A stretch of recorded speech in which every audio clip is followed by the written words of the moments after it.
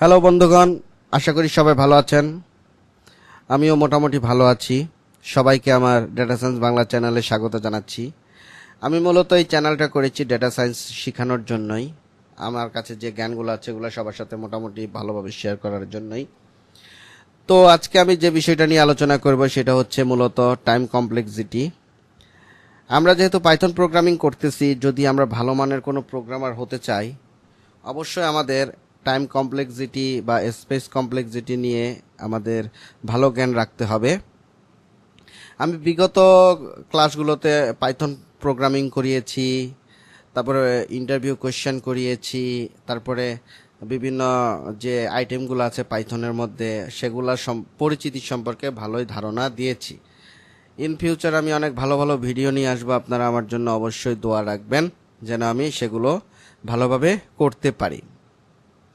তো আমি কথা বেশি না বাড়িয়ে আজকে শুরু করে দিচ্ছি আমাদের টাইম কমপ্লেক্সিটি। মূলত টাইম কমপ্লেক্সিটি বলতে আমরা কি বুঝি? আমি সময় সময় কোনো কাজ, মূলত আমরা কিন্তু যে কোনো কাজ করতে গেলে আমরা দেখি যে কত সময়ের মধ্যে করেছি। বিশেষ করে যারা ডিফেন্সে কাজ করে তারা কিন্তু সময়ের মূল্যটা দিতে জানে, আর যারা সময়ের মূল্য দিতে জানে তারা কিন্তু অনেক বড় হতে পারে। যেমন একটি সফটওয়্যার আছে, আমি আপনাদেরকে দেখাই। এই যে দেখেন, এই যে google.com, এই google.com বর্তমানে খুবই জনপ্রিয়। এটার মতো জনপ্রিয় কিন্তু বিং হতে পারে না, অন্যান্য সার্চ ইঞ্জিনরা এটা ধারে কাছেও নাই। কেন নাই? আপনারা যদি কাউকে সার্চ করেন, ধরেন বর্তমানে সাকিব আল হাসানকে নিয়ে অনেক কথা হচ্ছে বা তামিম ইকবালকে নিয়ে অনেক কথা হচ্ছে। আমি যদি সাকিব আল হাসানকে যদি আমি গুগলে সার্চ করি, দেখেন তাহলে সে কি করেছে, অতীব গর্বের সাথে কিন্তু 34 সেকেন্ডের মধ্যে 5,900, সরি, এই রেজাল্টটা, এতগুলা রেজাল্ট মানে পুরো পেজ জুড়ে এই রেজাল্টটা সে বের করে দিয়েছে। আমি যদি সাকিব আল হাসান ভার্সেস তামিম ইকবাল লিখি, তাহলে কি কোনো সার্চ পাওয়া যায়? দেখেন, অনেকগুলা মানে ব্লগ বা যাই বলেন সার্চ করে পেজ সে আমার সামনে নিয়ে এসেছে 28 সেকেন্ডের মধ্যে 0.28। তাহলে এটা কিন্তু সে গর্বের সাথে নিজেকে উপস্থাপন করতেছে। অন্যান্য সার্চ ইঞ্জিন কিন্তু এভাবে তেমন একটা উপস্থাপন করতে পারে না। সেজন্য কিন্তু গুগল আজকে বিশ্বে মোটামুটি খুবই ভালো বাজার দখল করে আছে। তো যাই হোক, আমার উদ্দেশ্য যেটা, সময়কে মূল্য যে দিবে সেই কিন্তু আসলে ভালো প্রোগ্রামার।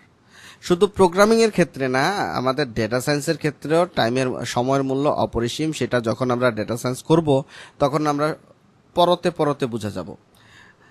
তো আমি আজকে পড়াবো টাইম কমপ্লেক্সিটি। আমি টাইম লিখে বুঝতে পারবেন আপনারা, আমি টাইম দিয়েই শুরু করলাম। এখানে আমি কমেন্ট আউট করে দিচ্ছি, এটা হচ্ছে টাইম কমপ্লেক্সিটি। তো যাই হোক, টাইম কমপ্লেক্সিটি আমরা মূলত তিনভাবে করব। এটাকে তিনটা টেকনিকে আমি ভাগ করেছি। আপনারা যদি আমার সাথে থাকেন, আমি তিনটা টেকনিকে আপনাদের দিব। আশা করি এটা খুবই উপকারে লাগবে। আমরা সর্বপ্রথম যে জিনিসটা বুঝবো, সময়ের প্রয়োজনীয়তা কি। আমরা যদি বিভিন্ন প্রোডাক্টের দিকে তাকাই, আপনারা যদি এসির দিকে তাকান, আপনারা এখন খুবই গরম পড়ছে, আমি গরমে মরে যাচ্ছি। যাই হোক, এসির ক্ষেত্রে আপনারা যদি বাজারে যান এসি কিনতে, এসির ক্ষেত্রে কোন এসিটা আপনার সবচাইতে কম সময়ে মানে সবচেয়ে বেশি চলে, খুব কম বিদ্যুৎ খায়, অর্থাৎ কম বিদ্যুৎ টানে, অপচয় করে, বা এটাই হচ্ছে কি আপনার ইফিসিয়েন্সি। মানে আপনি চাচ্ছেন বাজারে গিয়ে এসি কিনবেন, কোন এসিতে বিদ্যুৎ খরচ কম হয় সেটা আপনি বেছে নেবেন, এটাই স্বাভাবিক। সেটা ফ্রিজের ক্ষেত্রেও, সেটা অন্যান্য অবজেক্টের ক্ষেত্রেও। তাই আমি বলবো যে আপনি যে কোনো জায়গায় যে কোনো কাজ করতে গেলে, যখন আপনি একটা ইন্ডাস্ট্রি লেভেলে কাজ করতে যাবেন, আপনি যদি ইন্ডাস্ট্রির সময় বাঁচিয়ে দিতে পারেন, যদি অল্প সময়ের মধ্যে তার অনেক ভালো প্রোডাক্ট বা অনেক ভালো উপার্জন করিয়ে দিতে পারেন, অবশ্যই আপনি ইন্ডাস্ট্রিতে কি একজন ভ্যালুয়েবল পারসন। তো আমি টাইম কমপ্লেক্সিটির উপরে তিনটা টেকনিক শিখাবো, তারপর আমি স্পেস কমপ্লেক্সিটিও আমি মোটামুটি ওইটা করাবো, সেটা পরের বিষয়। তো প্রথম যে টেকনিকটা সেটা হচ্ছে আমার মেজারিং টাইম, টাইম মেজারিং আমি লিখে রাখি, টাইম মেজারিং। এটা বাচ্চা পোলাপানও জানে যে টাইম মেজারিং কি। আপনি কয়টার সময় অফিসে গেলেন, কয়টার সময় বাসায় আসলেন, এই কত সময়ের মধ্যে আপনি এই কাজটা সম্পাদন করেছেন, এটা হচ্ছে টাইম মেজারিং। ধরেন একটা ঘোড়ার রেস হয়েছে, কে আগে গেছে, কত সময়ের মধ্যে গেছে, এটা হচ্ছে কি টাইম মেজারিং। সুতরাং আপনি যে কোনো কাজ করেন তখন যদি আপনি সময়ের সাথে পাল্লা দিয়ে করেন, সেটাই হচ্ছে টাইম মেজারিং। এখন এটা যদিও সহজ, কিন্তু আমি এটা দেখাচ্ছি আপনারা বিভিন্ন ক্ষেত্রে, অনেক ছোট ছোট প্রোগ্রামের ক্ষেত্রেও কিন্তু আপনারা টাইম মেজারিং ইউজ করে থাকেন। তো জাস্ট জানার জন্য এটা আমাদের করা, ঠিক আছে। আমরা বড় বড় প্রোগ্রাম আরও দেখব, বড় বড় কাজও দেখব, বিভিন্ন অ্যালগোরিদম নিয়ে কিভাবে করা যায় সেটা আমরা ট্রাই করব ইন ফিউচার। তো প্রথম টেকনিকটা আমরা পাইলাম টাইম মেজারিং। এখানে আমরা কিভাবে টাইম মেজারিং করব, আমি একটা কোডিং করি। এখন আমি পাইথনের একটা কোডিং করব, খুবই সিম্পল। আমি তার আগে যেহেতু টাইম মেজারিং করব, এই জন্য আমাকে কি করতে হবে, ইম্পোর্ট একটা পাইথনের মডিউল আমাকে প্রকাশ করতে হবে, ইম্পোর্ট টাইম। এটা পাইথনের বিশাল ভান্ডারের যে মডিউলটা আছে ওইখান থেকে আমি এটাকে ধার করে নিয়ে এসেছি। এখন আমি প্রোগ্রামটা শুরু করার আগে একটা টাইম আমি দেখে নিতে যাচ্ছি, এখন সময় কত, বর্তমান সময়টাকে আমি চিহ্নিত করে রাখতেছি। তো বর্তমান সময়কে চিহ্নিত করে রাখার জন্য আমি লিখলাম টাইম ডট, ব্র্যাকেটের ভিতরে কি লিখেছি, ব্র্যাকেটের ভিতরে হবে না, টাইম ডট টাইম, এই জিনিসটা আমাকে লিখতে হবে। মানে আমি শুরুতে কত সময় ছিল জিনিসটা আমি বের করতে চাচ্ছি। তারপর আমি একটা ফর লুপ চালাই, ধরেন এটা হচ্ছে program, for I in range 1 থেকে 100, আচ্ছা 100 এর ভিতরে আমি প্রোগ্রামটা চালাচ্ছি। 1 থেকে 100 এর ভিতরে প্রোগ্রাম করব, আই ইন রেঞ্জ। এরপর আমি কি করব, প্রিন্ট করব আই। আমরা এগুলো আপনারা জানেন, এগুলো আমি লুপের ক্লাসে করিয়েছিলাম, ঠিক আছে। মোটামুটি আমার লুপ ডিক্লেয়ার করা শেষ হয়ে গেল, লুপ করা শেষ হয়ে গেল। এখন আমি কি করব, শুরুর টাইমটা আমি বের করেছি, শেষের টাইমটা বের করব। মানে এই প্রোগ্রামটা যখন শুরু হচ্ছিল তখন কি সময় ছিল, যখন প্রোগ্রামটা এক্সিকিউট করা শেষ হয়ে গেছে তখন কি আছে সেটা আমি বের করব। সেজন্য সেম জিনিস আমাকে দিতে হবে, একই জিনিস, ব্যাস হয়ে গেছে। এখন আমি বের করতে চাচ্ছি কত সময়ের মধ্যে কাজটা করেছে। যেমন গুগল সামনে দেখিয়ে দিল যে আমি এত সময়ের মধ্যে সবগুলো করেছি। আমি এই লুপটা কত সময়ের মধ্যে করেছি সেটা আমি একটু দেখিয়ে দেই। Print int time minus start time, এসটিতে স্টার্ট টাইম, ইটিতে ইন্ট টাইম। মানে এই লুপের কাজটা শুরুর আগে কত সময় ছিল, লুপের কাজটা শুরুর শেষে কত সময় ছিল, তাদের সময়ের ব্যবধান কত, মানে এত সময়ের মধ্যে আমি কাজটা করেছি। এখন আমরা ম্যাজিক দেখব, কি ম্যাজিক, আমরা কত সময়ের মধ্যে করেছি। এখানে নিচে চলে যাব, ওরে বাবা অনেক লম্বা রেজাল্ট। আমরা 0050 সেকেন্ডের মধ্যে কাজটা সম্পাদন করেছি। তো আমরা মোটামুটি টাইম মেজারিং টেকনিকটা বুঝতে পারলাম যে টাইম মেজারিং আমাদের সময়টা নির্ধারণ করে দেয় আমি কত সময়ের মধ্যে প্রোগ্রামিংটা করেছি। যেমনটা গুগল কি করলো, এত সময়ের মধ্যে এতগুলো পেজ সে বের করে দিছে। তার একটা অ্যালগোরিদম আছে পেজ র্যাঙ্ক, যারা এসইও করেন, এসইও নিয়ে কাজ করেন তারা জানেন, পেজ র্যাঙ্ক বলে তার একটা অ্যালগোরিদম আছে, খুবই জনপ্রিয় অ্যালগোরিদম, এই জন্যই কিন্তু সে ফেমাস।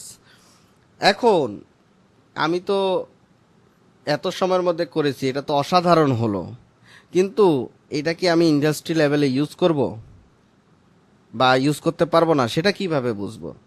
সেটা বুঝতে হলে এটার ভিতরের কার্যক্রমটা কিভাবে পরিচালিত হয় সেটা আমাকে জানতে হবে, এর অ্যাডভান্টেজ ডিসঅ্যাডভান্টেজ আমাকে জানতে হবে।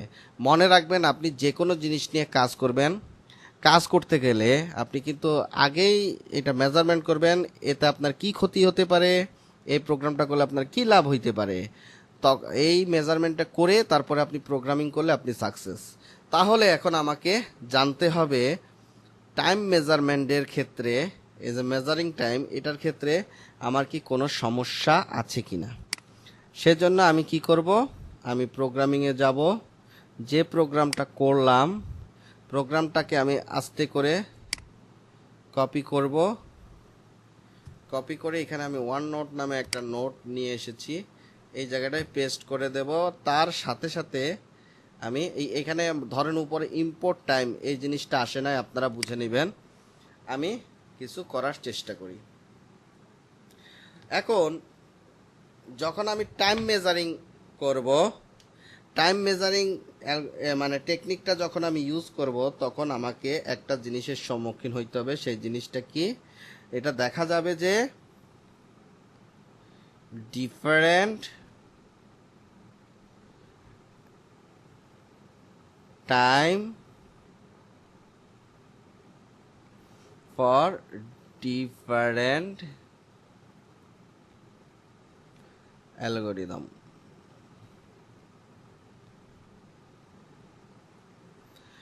এখানে বোঝানো হয়েছে যে যদি আপনার ডিফারেন্ট অ্যালগোরিদম থাকে, ডিফারেন্ট অ্যালগোরিদমের জন্য ডিফারেন্ট টাইম আসবে, তাহলে জিনিসটা কি ভালো না খারাপ। কারণ আপনি এক একটা অ্যালগোরিদম দিবেন, আমি যদি তার টাইম জানতে পারি কত সময়ের মধ্যে কোন অ্যালগোরিদম কি রেজাল্ট দেবে, তাহলে তো জিনিসটা আমাদের জন্য ইজি হয় অ্যালগোরিদম নিয়ে কাজ করতে, তাই না? তাহলে জিনিসটা কি আমাদের জন্য কি খারাপ না ভালো? অবশ্যই ভালো। তারপরে 2 নাম্বার কোনো কিছু আমরা কল্পনা করি,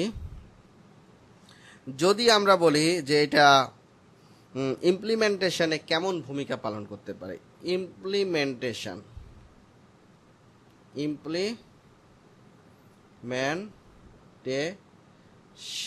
চেঞ্জের ক্ষেত্রে কি এর কোনো ইমপ্লিমেন্টেশন চেঞ্জের ক্ষেত্রে কি এর কোনো ভূমিকা থাকে কিনা, এর কি কোনো চেঞ্জ হয় কিনা। মানে আমি আগের যে প্রোগ্রামটা করেছি সেই প্রোগ্রামটা করতে কিন্তু আমার 0.050 সেকেন্ড সময় লেগেছে। এখন এটার যদি আমরা ইমপ্লিমেন্টেশন চেঞ্জ করি তখন কি টাইম এফিসিয়েন্সি বা টাইমের ডিফারেন্স কি সেম থাকে কিনা। তাহলে আমরা এটা একটা প্রোগ্রাম করেই দেখি, মানে ওই প্রোগ্রামটাকে আমরা আবার পুনরায় রান করে দেখি। আমি কিছুটা ইমপ্লিমেন্টেশন চেঞ্জ করব। ধরেন আমরা যদি এই যে ওই প্রোগ্রামটাই লিখি, ইম্পোর্ট একবার করা আছে, বারে করতে হবে না, ওই প্রোগ্রামটাই লিখি, কিন্তু আমি যদি একটুখানি চেঞ্জ করে দিই, স্টার্ট টাইম যা আছে তাই, আমি যদি এই জায়গাটায় i=0 নেই, এখানে ফরের জায়গায় যদি আমি হোয়াইল লাগাইয়া দেই, ইন রেঞ্জ কেটে দিলাম,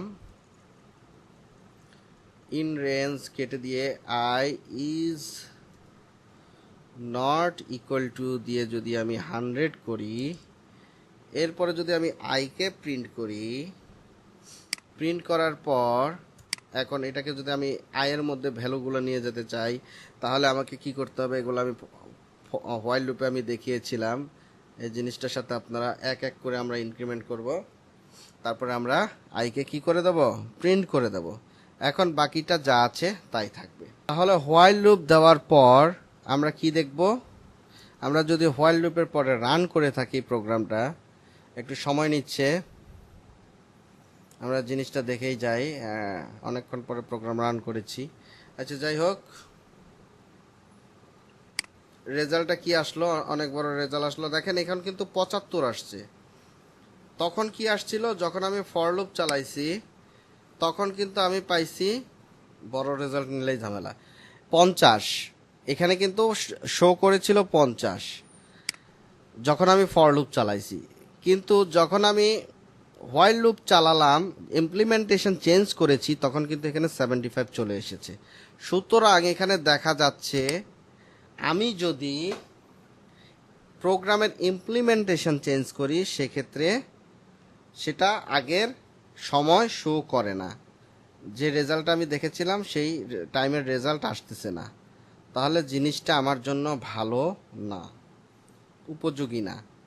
আমি যদি 3 নাম্বার জিনিসটা দেখি, 3 নাম্বার পয়েন্টে কি আলোচনা করতে পারি, ইনপুটটা যদি ছোট হয়, ইনপুট যদি ছোট হয় সেক্ষেত্রে কিন্তু কি হয়েছে আমি তা বুঝতে পারি না। আমি কি বুঝাতে যাচ্ছি আমি বুঝাই দিই, আমি একটু লিখে নিই। ইনপুট স্মল, অর্থাৎ দেখেন এখানে কিন্তু মোটামুটি ইনপুটটা একটু বড় আছে। যখন আমি লুপ চালিয়েছি, লুপের ভিতরে আমার লম্বা একটা কাজ করে এসেছে, ভালো একটা রেজাল্ট সে শো করেছে 50 সেকেন্ডের মধ্যে। কিন্তু যখন ইনপুটটা খুবই স্মল হয়ে যাবে তখন সে রেজাল্টটা শো করে ঠিক আছে, সময় দেখাচ্ছে, সবই ঠিক আছে, কিন্তু আমি সেটা বুঝতে পারি না। সুতরাং এই ক্ষেত্রে এটা ভালো কার্যকরী না। এরপর যদি আমি আলোচনা করি ডিফারেন্ট মেশিনে ডিফারেন্ট টাইম হয় কিনা, আমি একটু লিখে নেই।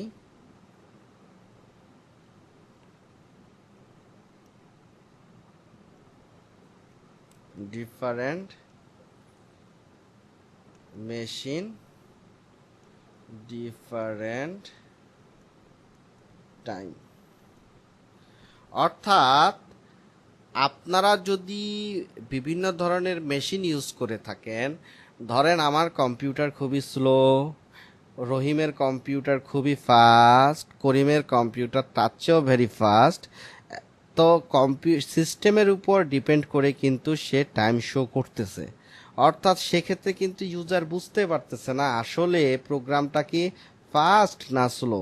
দেখা গেল আপনার সেলারন কম্পিউটার আছে, আপনার সিস্টেমে সে একরকম কাজ করবে, অমুকের ডুয়েল কোর আছে ওইখানে আরেক রকম কাজ করবে, অমুকের কোরাই 5 আছে সেখানে একটু ফাস্ট কাজ করবে।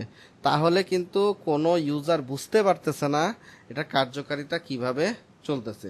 সুতরাং এই জিনিসটাও ভালো নয়, ঠিক আছে। আবার ইনপুটের ক্ষেত্রেও সে কি করে না, ভালো রিলেশনশিপও ক্রিয়েট করে না।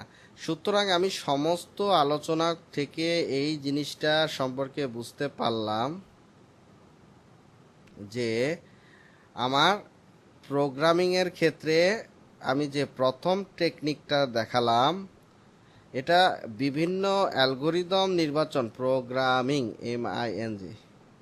প্রোগ্রামিংয়ের ক্ষেত্রে এটা কিন্তু অ্যালগোরিদম নির্ণয়ের ক্ষেত্রে বিভিন্ন ধরনের টাইম শো করে বিভিন্ন প্রোগ্রামিংয়ের জন্য, যেটা খুবই গুরুত্বপূর্ণ, খুবই ভালো। কিন্তু আমার সাধারণ প্রোগ্রামিংয়ের ক্ষেত্রে যেগুলো আমরা ইন্ডাস্ট্রি লেভেলে করে থাকবো এটার জন্য এর ভূমিকা তেমন একটা না। যাই হোক, আমি আজকে প্রথম টেকনিকটা আমি আপনাদের মোটামুটি বোঝাতে পেরেছি। এই টেকনিকের মাধ্যমে আপনারা ইন্ডাস্ট্রি লেভেলে কাজ করবেন না। আমি ফিউচারে আরও কিছু টেকনিক দেখাবো। সুতরাং আমি 3টা টেকনিকের মধ্যে একটা টেকনিক দেখিয়ে ফেলেছি, আরও 2টা টেকনিক আছে। 2টা টেকনিকের মধ্যে যে কোনো একটা টেকনিক অবশ্যই আমরা ইন্ডাস্ট্রি লেভেলে ইউজ করব। আপনারা আমার সাথে থাকবেন এবং আমি ওটার বিস্তারিত আলোচনা করব। যাই হোক, আজকে এই ভিডিওতে এতটুকুই। সবাই আমার জন্য দোয়া করবেন। ইন ফিউচার আমি আরও ভালো ভিডিও আনবো। সবাই ভালো থাকবেন, ধন্যবাদ।